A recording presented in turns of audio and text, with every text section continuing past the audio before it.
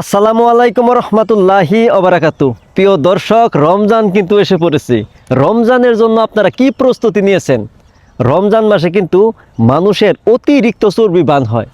আপনি যদি রমজান মাসে চর্বি বান করতে চান তাহলে এখন থেকে আপনাকে প্রস্তুতি নিতে হবে। আপনাকে বাহিরের খাবারগুলো বাদ দিয়ে আল্লাহর দেওয়া খাবার খেতে হবে। আর রমজান মাসে কিন্তু মানুষের ওজন কমে, কিন্তু রমজান মাসে অনেকের ওজন বেড়ে যায়। কারণ কি?